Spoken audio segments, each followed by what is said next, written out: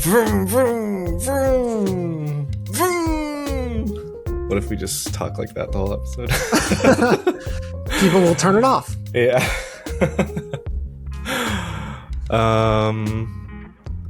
Alrighty, here we are at the beginning of the race. Here on Wind, Reel, and Print. My name is Kevin. My name is Ryan. And we're at the starting point here to talk about Stephen King car movies. Who knew that there would be multiple of those in theory? Yes. Yeah. Not in theory, in actuality. Well, yes. Yeah. It's real. And there's more. I found there's a Trucks.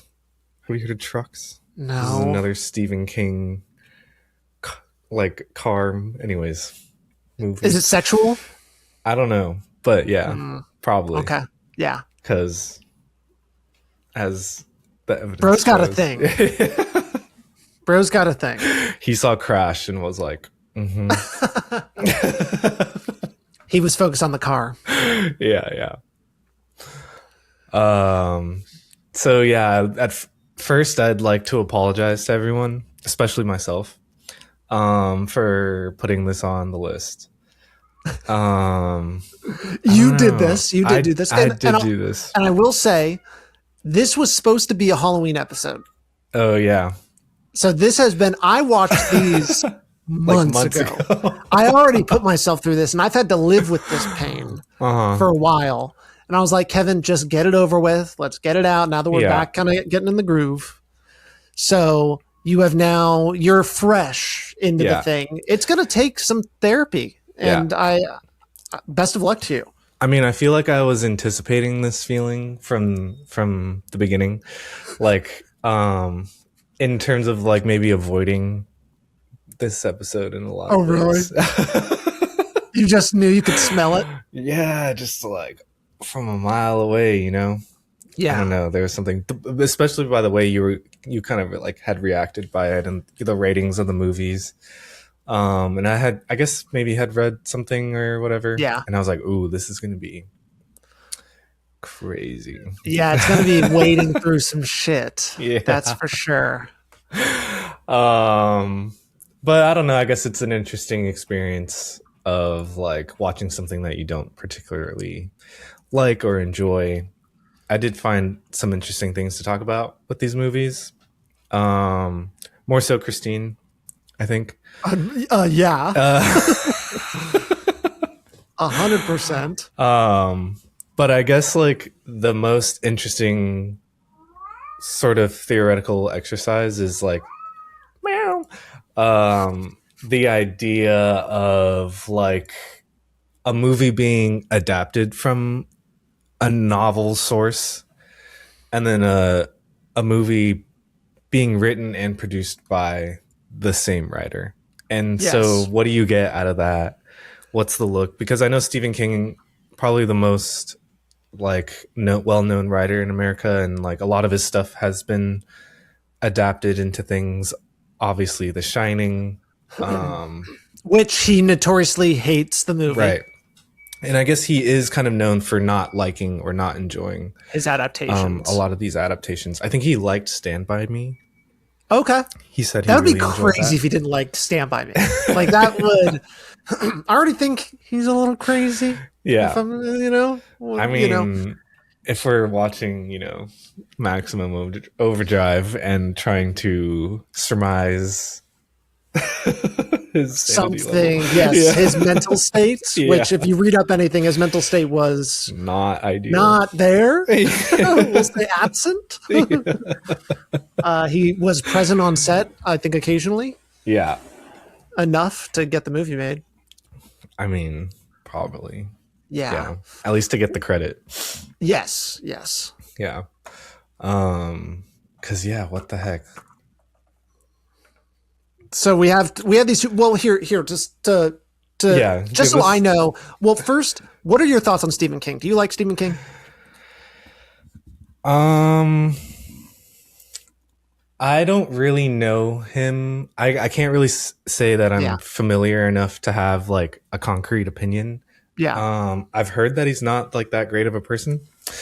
Um, in his personal life, maybe, but I don't know Yeah, I if don't know. that's like enough for me to say. Yeah. I know he's like one of the most productive writers of like this People generation. recommend like I don't think it's called On Writing, but it's something along those lines. Like he's got a book about writing Yeah, and the processes, and yeah, he is prolific yeah, and prolific. yeah, That's really the word an I wanted. unbelievably trained Yeah, like machine of a writer. super disciplined. He has Yes. this principle of like 3 pages a day. Wow. And just by doing that small chipping away, you get, Yeah. 600 or 900, you get like 1,000 pages by the end of the year Yeah. by following that. And at least for me, I've tried to adapt that of like an everyday kind of discipline of just, even if it's just 1 page, just sitting down and writing, I think is super important. Yes. Yeah. So I kind of commend him for in that aspect, like as a Yeah. as an artist. But But yeah, I other don't than know. that, you're Other kind than of that, yeah. haven't I read his stuff or anything. Yeah. I have not read any of his stuff, so I can't Yeah. say anything about the writing. I will say every adaptation, for the most part, that I've seen, except for The Shining, and maybe that's just because it's so strongly Kubrick, Yeah. and Stand by Me too, because that just feels like something totally different than what he's doing. So I'm talking about like the It movies, Uh-huh. and Christine, and I Yeah. feel like there's something else too. I've seen Misery, but I don't think that plays into this. Anyways, he is like he. I personally don't like a lot of the things that he does, and so like a couple of Sure. them are like they're like over like, and so I am pro sexual stuff in movies. Okay, I'm okay with that. I'm not a prude. I'm not nothing like that. But there's like a Caveat. what's the word, not grotesque, but there's just so like, and I don't think gratuitous either. Maybe it is like it's Mhm. so the way he talks about it is just kind of gross to me. Sure. In a lot of Like these, vile. yeah, maybe that's what it is, and especially like he just loves cursing and stuff like that, and Sure. especially in like it's just like this is so weird, and I know he's Yeah. like I don't know if it was like Totally. that growing up for him or whatever. I mean, I grew up as a young man too, but I don't remember being like so gross Right. as like his characters tend to be. And so Mhm. like a lot of like the subject matter and the way things are written in like the dialogue, and from my understanding, the more true it is, the more I dislike it. Sure. From what I've kind of seen, and especially Maximum Overdrive, if that is the pure distillation of his film, of like writing the film, then there's a place for him. Yeah. But so for the most part, I'm not really a big fan. Yeah. Now, when we look at these movies, I do like John Carpenter. Like Yeah. John Carpenter is a very, I think, an amazing director, especially a horror film director that has Mhm. some of the greatest horror films and films of the 80s under his belt. Yeah. Um, you obviously have Halloween. You've got The Thing. You could even start to be like Escape from New York and things of that nature. You get a lot, and there's probably Big so many China. others I'm not even mentioning. They Live, huh? Big China. Oh yeah, Big Trouble in Little China. Yeah, Oh that was yeah. one we talked Whatever. about. Yep, Big Big China. China. Big China. That's pretty cool. Um. So Yeah. you deal with something interesting in Christine, right? Right. Where you get kind of the Stephen King vessel, Gross. you might Yeah. say, of sexual and just like gratuitous Yeah. stuff, but then you have Carpenter who brings the mood, Right. and has like that power to do that. Right. Still is very much not without its many faults, but Sure. that one felt when I was watching, I'm like, oh my god, there's a lot of promise here. Like I could Mhm. see this, and maybe it's see, I also, because I've never read the book, I can't say, but it's like, where are the weak points in it, and Mm. where can it kind of expand into something else? So Sure. um very critical of both of these, less critical of Christine. I just felt like that Yeah. had more merit. Yeah. I think I agree with what you say. Like, even that point of like, oh, this is kind of gross, or Yeah. Stephen King's writing being very like, what's the word?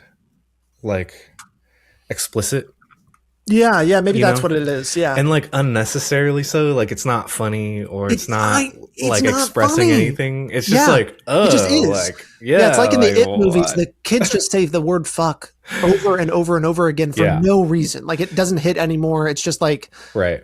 it doesn't mean anything. Yeah. Yeah, and this, like, to me, I mean, obviously in Maximum Overdrive, but especially, like, I would say in Christine, there were like these moments when this main character is like dwindling down this path, and his like the things he says, it's like, oh, What? Yeah. like why are you saying that? But I think what you said about like John Carpenter, he's like adding context to why he's saying this, what this means, kind of broadly speaking, you know. Yeah. And I to me, like, adds that edge to what Stephen King, I think, is trying to do, but like not able to express or whatever. That's what it feels like. It feels Yeah. like it gets bogged down because there is like a really obvious like story you can tell with Christine, which is like, Yeah. okay, Christine is a woman. Christine is being assaulted. Christine is all of these things. You can like put like the story of like what women go through and everything like that, and assault into Sure. the story of this car. And even like the sexual stuff, you can kind of go there too if you really want to. But it doesn't want to commit to going there. It's like a movie, Sure. but there just happens to be this supernatural car that doesn't Right. really have like a Explanation. reason Yeah. or anything like that. And I don't even need like a deep explanation of like why it is, but just like more purpose to it Sure. than sure. just like, oh, it does it. And then it doesn't really move anything in like an interesting way. Right. I really felt like, and it's sick to say, but I was like, you could do something sexual with the car and I'd be okay with that. Like if you committed in some Cronenberg direction. Yes, Yeah. exactly. Like let's get Cronenberg in here Yeah. doing something. I put Luca as my director of choice. Yo. I wrote for myself, I prefer a movie that follows the same things but ditch the supernatural stuff. Like no supernatural, and it's just like talking about the car as Yeah. this object of desire, right? Interesting. And especially the male gaze and all Yeah. of that. And you can pull all of that in, and then you can make it like there is like you can start to bleed it. And because Luke is also Yeah. really good at movies where it's like, oh, this is uncomfortable and not really like societally okay. Like Yeah. they have to kind of cross some barriers to make it happen. And this felt Right. like falling In in love that with an line. object is kind of something interesting. I don't Sure. know. Yeah. But that's not what this is. This is about a movie. This is about a car that kills people and must be destroyed at a certain point. Yeah, I think that brings up a lot of interesting theory stuff of like obviously men kind of see their cars as like their women, and like It's cool. I don't think Stephen King was intending to do that. though. right. I really Like, don't think so. It's such a big part of dude culture. It feels Yeah. like, yeah. Think about that. Like there's something really cool. And then not Yeah. only that, but also like changing the parts of it. Right. Like, and then like you can apply that dang. to like, Okay, right. hey, that's what I'm here for. Shit. But you could apply that to like, then he's also with a woman and he's like Right. still thinking in the same way. Like, oh, I'm just going to change her. Like, oh, I can just change Like this adding out some and do this. commentary. Yeah. And then you start to realize like, oh, and then maybe Yeah. it goes more in the direction of the, like, is like, no, you know, Well, I whatever. was gonna say there's also with that, and you're kind of alluding to that already, is like this idea of objectifying women. Yes. And like using the car as like an allegory for that, like into his own relationships and stuff. Yeah, I think you're totally right. There is a lot of like There's potential. thematic Yeah. potential to Yes. make this more kind of interesting and like impactful, because you definitely see it. It's definitely all there. Like the masculine rage, like they talk about envy and jealousy. Yeah. And they do kind of allude to like the gender of Christine like pretty often. So Yeah. I think it is kind of set up for a lot of what we're talking about. But yes. it doesn't go there. Yeah, and then it just like, especially the ending. I don't know. Yeah, it's just like so anticlimactic. And both of these movies have the most anticlimactic endings of all time.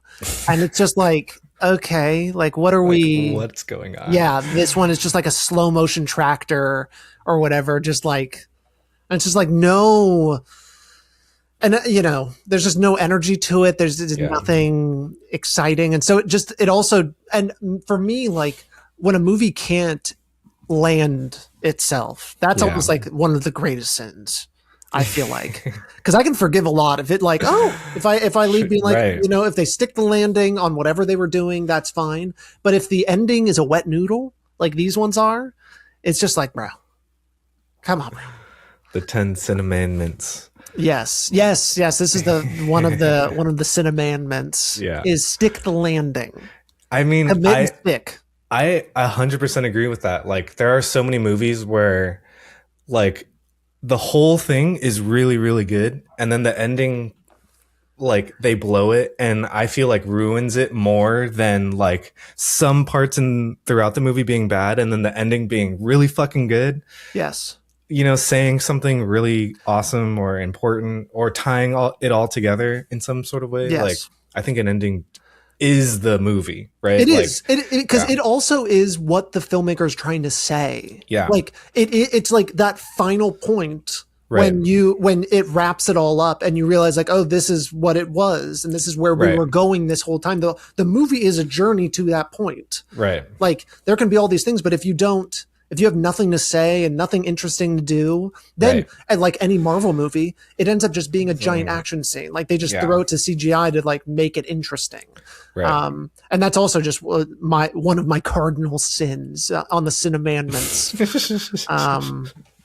You cannot leave it to the animators to figure it out. That was kind of a critique of All Quiet on the Western Front, the like new one. Oh, the new one? I haven't seen it. Yeah, you should watch it. It's pretty interesting. I do really want to. Yeah, throughout the movie, it's like you can kind of make this argument that it's like a Stanley Kubrick style sort of like war film. Yeah, Paths of Glory, sort of. Yeah. Yeah, Paths of Glory, even like his other stuff, Doctor Strangelove. Yeah. And the Vietnam one, I forget. Full Metal Jacket. Like he's taking a lot of style, like the way it's shot. Like obviously the trenches, but there's like so much like with Full Metal Jacket walking through these towns and like the wide shots. Oh, and all it's these so things. Good, yeah. And then the handheld from Doctor Strangelove. Like that one we talked about that on the episode. It feels like almost like ahead of its time in what it's doing, and I mean it's very like, you know, Vietnam era sort of thing. It's just like, oh my god, it was so well. That's so what influenced Full Metal Jacket. Yep. Apparently, or whatever. Makes sense. And so, but then people were like, the ending of All Quiet on the Western Front, it just like does this big action scene. Maybe I'm spoiling it or whatever. That's fine. You know, kind of defers to this like kind of video game action thing when like the whole time you're making an art film. I don't know. People were like kind of turned off by that. Yeah. And have you ever seen the movie Thief? I haven't, but I saw you watched it, and it's so good because it also is like an action film, and it does all these things. But then the ending, the final like action sequence, is quiet. It's so quiet, and it's just like totally silent, going through a house. Yeah, and it's just like exactly what you want from something like that. It was surprising and different. Sure, and I wasn't like I was sold on the movie. I was like, oh, this is pretty good, and then the ending was like. They did it. Yeah. They did exactly what they needed to do. It made sense. They said it, they didn't just defer to all of these things. And in some ways I feel like Heat, which was another Michael Mann film. I love Heat, but that one I don't feel as excited and strong because it like leans so much on the action and being a great action film, which I think that becomes a dangerous thing for action movies. Yeah. And I could see how horror movies can do that too, right? Yeah. They can really rely on like, all right, we're going to have they got to kill the monster, you know, so we got to do an action thing. Right. And that's what it ends up being. And I don't even know what genre you'd call Maximum Overdrive. But there's some joke there about shit being a genre. But that one also is just like, it just defers to like bazookas and things at the end and throughout, and has nothing to say. What is it trying to say? What's Maximum Overdrive trying to say? That was the weirdest fucking experience for me. Yeah. Like, it felt like... Was it long too? I'm trying to remember. How long was it? It was 98 minutes, but not it that long, felt but it long. felt forever. It felt so fucking long. It was crazy. Yeah. Because like they're just trapped in this thing. There is no like story progression. It feels like it just, I don't know, it's really weird. Nothing happens. They're just stuck. I've seen Steven Spielberg's first movie called Duel or something. Yes, with trucks, right? With a sentient truck that's like trying to kill someone, but it's on the road and there's like movement and purpose to like a lot of the stuff. Like the shots are interesting, and like how do you get that on your first movie? You know what I mean? Yes. Where a lot of like Maximum Overdrive just felt like very contrived, and like the scenes didn't really work. The like horror, and like, why don't the trucks just drive through the fucking door? Like, I don't just want to play with their like, it's just like they need the movie to go to keep moving. Like, it's just like, and it's so dumb. Yeah, and the beginning of I think this is also another Stephen King thing that I dislike, is he has to explain why things are happening. Yeah. And so instead of just like sentient trucks happen and that's just what it is and that's okay to just have it because it's a movie, it has to be that there is a meteor going across, and it turns that explanation. It just was so silly. It was so silly. And then the movie takes itself so seriously. Yeah. Like crazy. All the characters. Yeah. Is it Emilio Estevez? Yeah. He is just, man, he's giving it his he's giving it his hero. all. Yeah. Yeah. Everything. He's putting his whole pussy in it. And I feel bad for the kid. The one character that annoyed me was the woman who kept like going outside and was like, "Why are you doing this? We made you." Yeah, I wrote that down. I wrote that down as where did I write that? Yeah, "we made you" in all caps was one of my notes because it was crazy. What? Yeah. Like such an insane thing to add. Like, like what are you trying to say? What are you trying to say? That's what, like Maximum Overdrive, I have no idea. Yeah. It's just a bunch of people stuck. Like, it wants to be Dawn of the Dead, right? It wants to be all of like Night of the Living Dead. It wants to be kind of like a zombie movie, I guess, where everyone's kind of trapped and then they're breaking through and you have to stop. And then it becomes a story. The zombie movies become a story about the people inside the stuff interacting with each other and backstabbing each other and everything like that. This is like, when there is a conflict, it like ends really fast. Yeah. Whenever there's like an argument or something like that, or it doesn't go anywhere and it doesn't mean anything. So it has like really uninteresting characters that you do not care about, that you're stuck having to hang out with. Yeah. For the most part. I think too focused on like the human relationship with the cars instead of what you're talking about, like developing the people relationships and stuff, because these people become like kind of the voice of like explaining why these things are happening in a lot of ways. You know, AC/DC did the soundtrack. Oh, that was one of my points. Yeah, crazy. Was rock and roll in cars. Yeah, rock and roll in cars. Yeah. But I'm trying to remember with Christine, it's been a while. Was that soundtrack done by a band? No, but they were using... Was it done by the John Carpenter? Oh, I don't know. Maybe. I just know a lot of the music is just like old 50s. Like, oh, is it? Okay. It's kind of stuck with that sort of thing. Yeah. I see. Or just kind of, to me, I feel like both movies are like positioning rock and roll and cars as like a uniform identity, like AC/DC and this Maximum Overdrive thing, to like, all things considered, fit really well and like worked for whatever they were trying to do. But then also like historically with Christine, like this old kind of 1950s car model or whatever, playing this old style like rock music. It at least feels better in Christine. And where like more cohesive or whatever, yes, exactly. Yeah. And then where the AC/DC thing just feels like they're just adding everything. Like it looks good, quote unquote, on paper. Yeah. It was like, what the fuck? Yeah. Yeah, it's crazy. I don't know if they ever did that again. I don't know if they did any more soundtracks for movies. Yeah. Oh, it is Stephen King's favorite band. See, that's what it's just like. He cashed in a lot of, I think, what his cachet. Yeah, of his deal. Yeah. I mean. Okay. He went into rehab basically a year after making this movie. Just saying. The stories are not so good.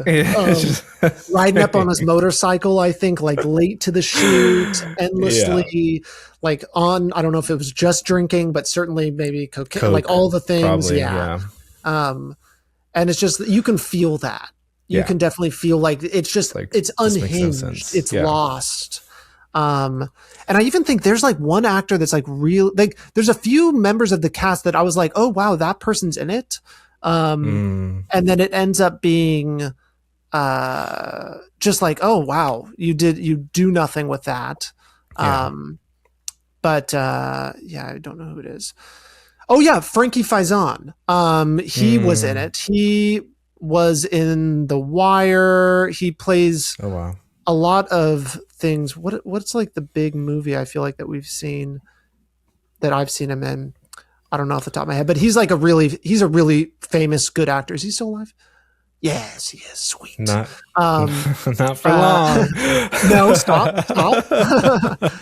Just because we talked about him doesn't mean he's going to go away.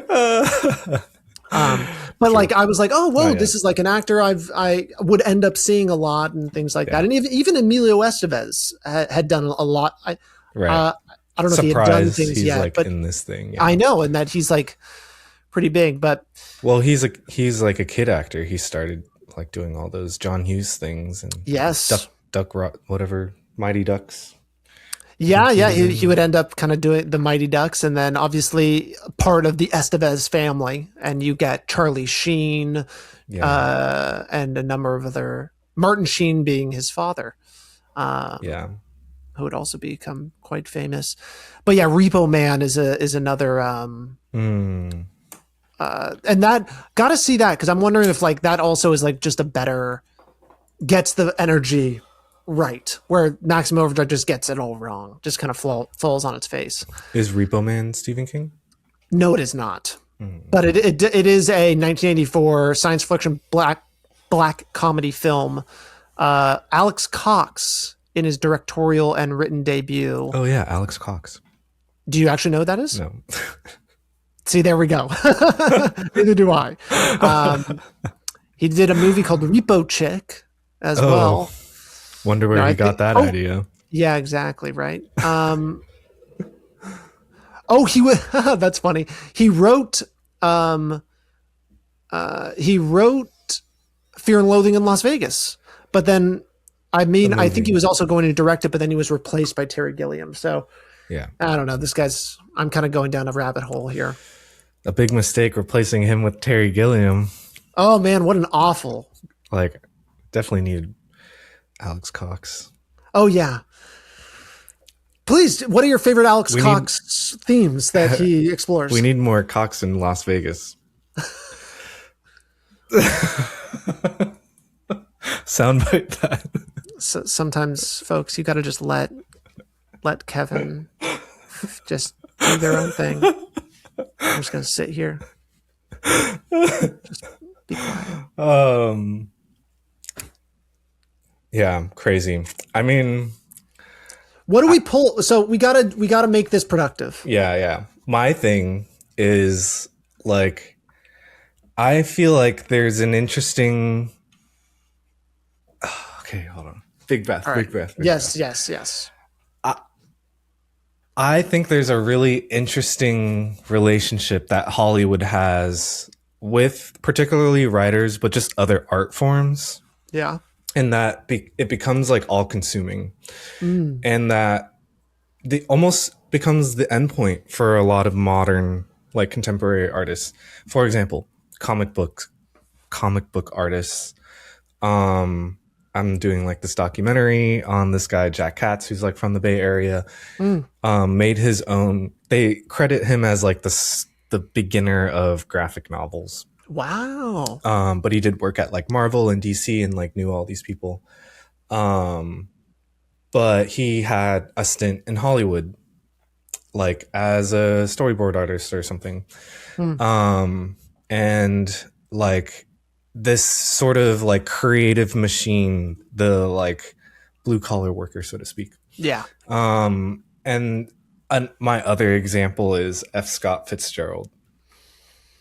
In the 1920s, he's writing pretty prolific, but he's like not super rich and in need of a lot of cash and trying to live like this rich lifestyle. So he's taking like a lot of jobs, and he ends up working in Hollywood, like at a certain point, like writing films, but I don't think he enjoyed it, if I remember correctly, or like particularly liked it, but it was doing it because it was like the big thing or whatever.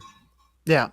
And I don't know, I just feel like there's an interesting sort of relationship between like writers and this Hollywood machine, and like I don't know, an interesting story there maybe of like how the modern artist sort of fits in this environment and stuff like that. In this machine, how did like, is it? Yeah. I guess I'd be curious to like think about or learn more about who has fit really well into the machine, right? And what that looks like, what part of your soul you have to sell. Right. But clearly Stephen King is a super favorite, like maybe one of the most like adapted writers. Ooh. He might be. Is that a Googleable question? Is that a Googleable? You know it is. Most adapted. There you go. Authors. Adaptable. And I wonder if adapted will will be film. Huh.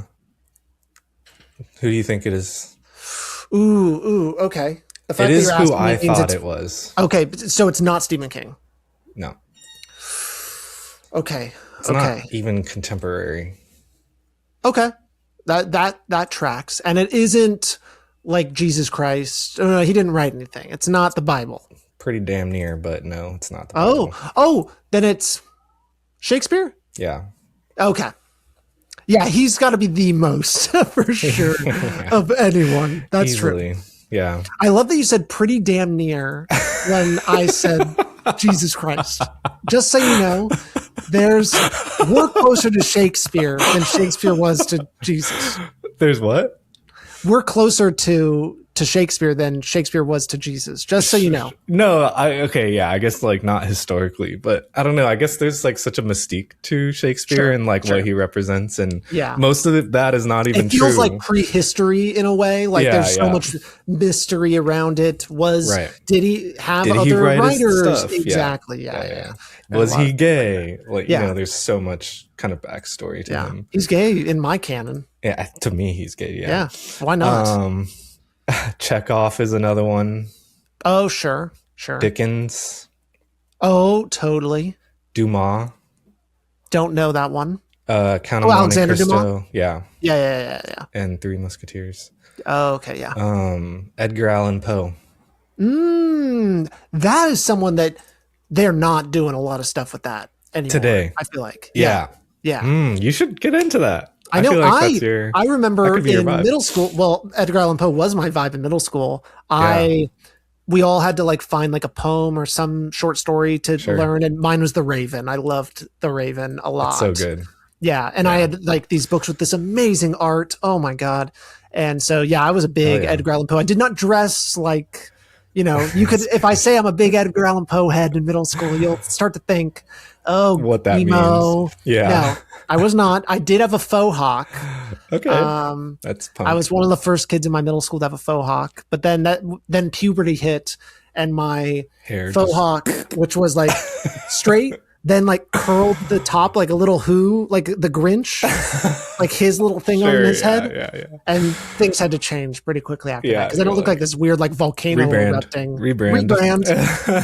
And then I went to high school and boom, and then I got braces, and then the rest is history. Yeah. Did I ever tell you I had to get braces twice? Twice. Yeah, I got them one of freshman those year kids. in high school, and I did one of my retainers. Yeah, naturally. And then my mom was like, "Yo, you getting them again? Fuck you." And I was like, "Oh." So freshman year of college, I got them again. Okay, I do remember this. Yeah. Yeah, and that was a bummer. Such an odd thing to be like, yeah, you're gonna get this again. Like if it didn't work one time, like it's probably not gonna work. And then I got the palate expander the second time, which was ooh. Do you know what that is? Sounds fun. It gives you more taste buds. I'm just kidding. That's good. That's good. I haven't heard that one before. That's pretty cool. That sounds really fun, right? I like that. Yeah, you could taste more. Yeah. Ooh, I like that. That's awesome. But no, it's much more medieval than that. Yeah. But yeah. Stretching your jaw. I think I might have had. I had it's something it's in the above back. the roof. It's the roof of your mouth. It expands the roof of your mouth.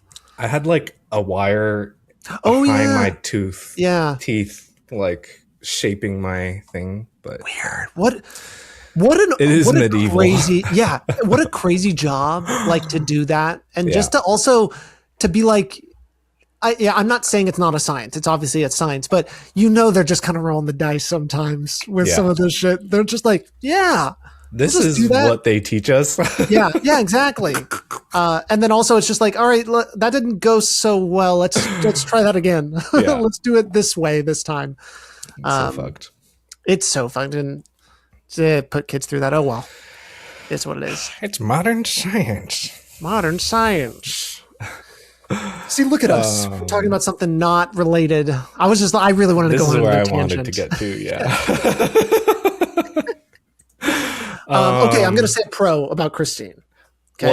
Well, just to affirm what you were saying earlier, most adapted 20th century modern authors. Yeah. Stephen King is considered one of them. Agatha Christie. Yes. Ian Fleming. I don't know this one. Edgar Wallace. Don't know. Like mystery stuff. Okay. Yeah. From UK. Okay, cool. British. Well, he died a while ago. He wrote King Kong. What? Whoa, British guy wrote King Kong? That feels so American. Yeah, right? He died in Beverly Hills, though. So he must have gone... He went straight American. The pond. Yeah. He became one of us. One of us. One of us. One of us. Interesting. Okay, can I say my pro? My Christine pro? The Christine. effect of the car repair truck, very cool.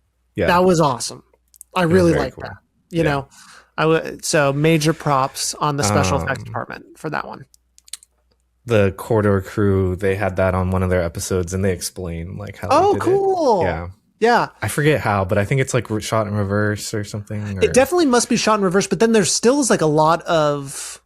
You still have to like break animation it, like in a very interesting way to make it look right. Yeah. Well, I think they had like things pulling from the inside. Yeah. Or whatever. Yeah. Yeah, it's so cool. Yeah. It looks great. It's fucking magic. It adds so much to it. Yeah. But yeah. In a lot of ways feels dated though. Like Mad God level animation. Yes. Yeah.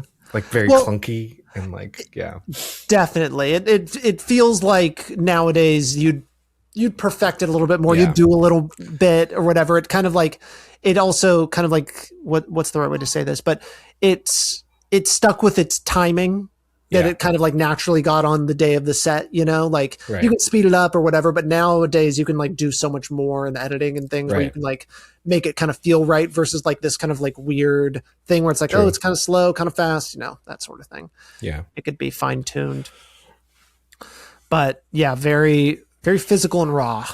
Yeah. True. All right, you have to say a pro about Maximum Overdrive. Ooh, I think that there's sound design was great. Those trucks were loud. It was awesome. What an insane thing to have that one truck with the face on. Yeah, right? the goblin. The goblin. Yeah. I mean, such an effort to like humanize these things. And my other point is, I feel like both of these, more Christine, but I feel like both of these movies are influencing Transformers, or are influenced on Transformers. Oh yeah, yeah. For obvious reasons, like a car, autonomous car, or whatever. Yeah, an evil car or an evil something as well. Like, what would it look like to fight like a Decepticon? And it's just humans fighting the Decepticon. That's something interesting. I don't think they haven't done anything like that. Just one lone Decepticon, right? Kind of like people. A kaiju, like an OG yeah, kaiju that'd be really cool. Because I know there's a Bumblebee movie, and I'm not sure what who the villain is in Bumblebee. Couldn't say. Couldn't say. I thought you were a Transformers head, and look at you. You haven't even watched them all. I'm pretty Michael Bay loyalist. And the only reason I watched that new one was because I was working on that website. Oh yes, that website. The website which must not be named. Yeah, exactly. Variety.com. Hey. Get my resume up. It's funny. Some people know me as like that. Like, oh, how's the writing going? And I'm like, oh, that's so funny. I haven't been doing it. We actually, you and I started like hanging out and stuff when that was happening. I was like, oh, this is what Kevin does. Yeah. And then, no. It's just like so accessible as a job. It's so easy to get that thing. I feel like if you do the right, say the right things, not like discounting me or anything, but I did have a lot of fun, and I feel like I wrote a lot of great stuff. I liked your stuff. So, like when it was you writing it, and not like this, twisted, distorted person. Yes. And they're like, you have to find these things, these Easter eggs or whatever, And then it just then I was like kind of flop, quiet quitting, as they say. Yeah. Like writing slop, because it's like, I don't know, you read a lot of stuff on there and it's just, dude, this is not good. Like, or there's so many writing mistakes, or some things are just not true. Like, it just makes you question everything that you were taught in school about like writing and like sourcing and like all these things. It was AI before like the actual like serious use of it now. Like, it's like asking you to do that. Yeah. Yes. Turn off your brain and become a robot. Yeah. Like, that's what it was asking you to do. Right. Yeah. So it just didn't become fun anymore, and you couldn't like twist it in a way, and you just weren't making money. It's just like not a great That's thing. The other thing. Yes, exactly. If you were being paid bank, I think we would be talking about it a little differently. So different. Yeah. But that's like, how so many things are. Though. Yeah. Well, like, I was just going to tie it back to our conversation of like being a writer in Hollywood. Yes. It's like so underappreciated, and it feels like even today with AI and everything, like one of the roles that will get kind of cut out. And so like being a writer, trying to be a writer and an artist in today's society, like I wonder how fucking F. Scott Fitzgerald would like do in this environment. You know what I mean? Oh, like, he'd be so cringe. He was so depressed and fucked up already. Like, oh man, trying to like fit that in today. And he was very ahead of his time in terms of like kind of diagnosing a lot of the things that are happening now, at least. Yeah. Oh yeah.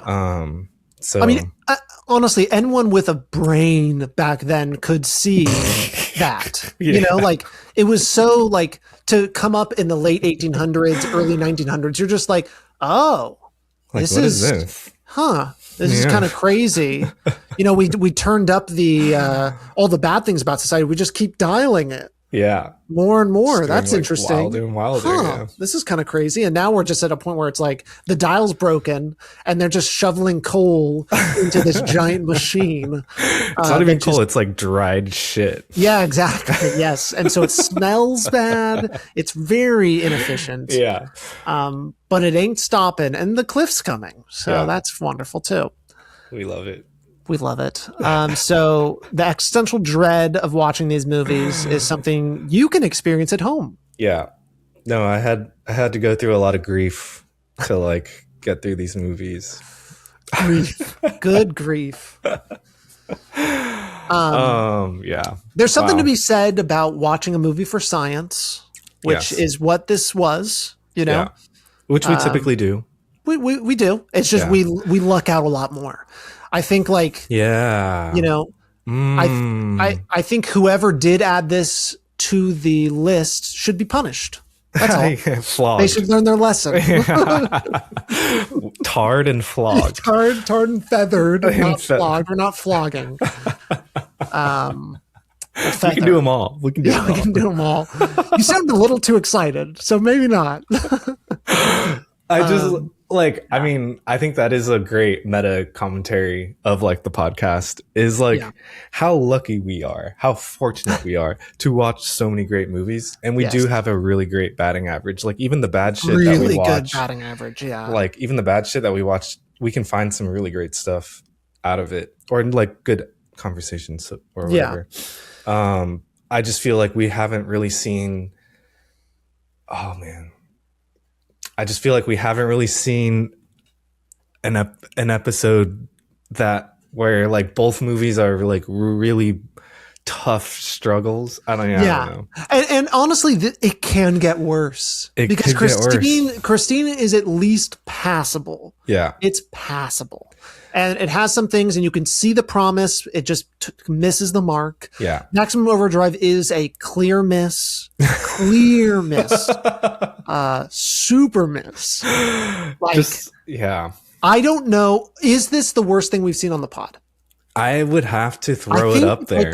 I think it is. Because at least Waterworld looked cool. Yes, I agree. And I'm just, the more I look back at Waterworld, I'm like, was it that bad? It was bad. Was it? Okay. It was really bad.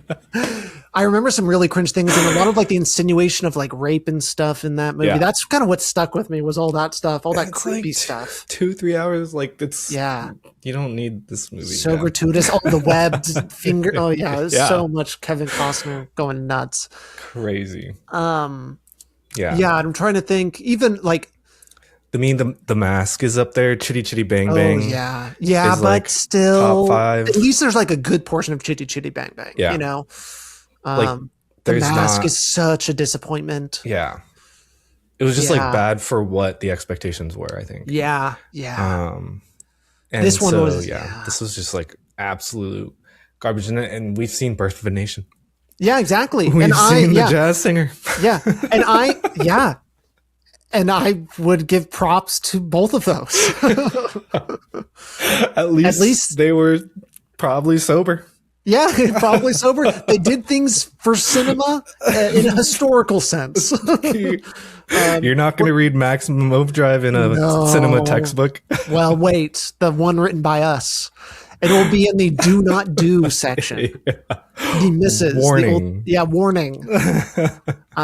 Watch this to know what not to do. Yeah. So in that case, I kind of want to recommend people watch it just to feel pain. It's an experience. If you want to know what it's like to be alive and want to kill yourself at the same time. I think someone did recommend this to me. If I'm being 100% honest, I do think someone told me about this movie and then I put this with Christine. Yeah. So yeah, I'm going to blame it on that person. I was about to say, I hope to God you're not friends with them. I hope they are cut out of your life. I would do that. I would almost guess I have a lot of these conversations like on 01 shoots. I feel like it's Dean because Dean always like has freaky deep shit, cut, weird shit. Yeah. I'm always like, what the fuck are you watching? Like, where do you get this stuff? He's always like, it's always like the director's like not even tertiary movie, like the 5th or 6th like one, and you're like, weird. What the fuck? Yeah. There's a place for that. There's a place for that. Yeah. Yeah. Someone's got to watch them. Someone's got to do it. Yeah. All right. Well, Criterion, get your hands on this one. Remaster. I think Criterion does like cover cult movies Yeah. Like to some extent. I don't know. I think where does this fall? Because like, is there merit? I don't know. Like, I don't think so. this? I don't think there's merit. I think it's a lesson. There's obviously the one thing that makes it like that makes people want to watch it is it's a movie directed by Stephen King, and he would go on to not direct movies. Right. I don't think he's directed anything. I don't think so. Yeah. So he clearly learned like it was a bad thing. Bad business decision. Yeah. And so that's the only like thing that would be an interesting like for people to watch is like, hey, what's a Stephen King directed movie? I will say, I definitely agree with that statement, but I will also say that there is a weird like B movie kind of trash movie audience. I've seen a lot of like B movie stuff that were like absolutely garbage, but like the effects were cool and like I don't know, some shots were interesting. Milpeto's Monster. Yeah. I've seen this movie Creepazoid. Okay, yeah. I saw it at a bar. Yeah. Wow. And I was like, what is this? This is so crazy. Yeah. And then which leads me to this other point of like Tubi kind of having a lot of these kind of stuff. Tubi is known for that, yes. If you like go into the depths of Tubi, you can find a lot of weird shit. Like a lot of like borderline softcore porn things. Yeah. Well, because a lot of times these are like they're exploitive. Yeah. The exploitation movie basically is what a B movie is. So it's like gonna do all these things, the sexuality stuff, the horror, the kind of like shitty filmmaking stuff, but you know, gets people in the seats. Yeah. You know, sort of thing. Yeah. It's provocative. It gets the people going. Gets the people going. Oh God. Yeah. Okay. We can wrap it up. Yeah. We have other things to do. But more important fun things. Yes, we did this for you folks, for our dear listeners. You're welcome. I hope you fucking appreciate it. I hope this is our most listened to episode. I don't know if we got mad enough. I think we got to get like really mad. We got to break shit. Yeah, true. Got to rage out. Yeah. Well, we'll do it right after. Right after. We'll go to a rage room. Yeah. All right, folks. Okay. Well, thank you. Thank you. And we'll see you next time. That's Sayonara. A wrap. Bye, Stephen King.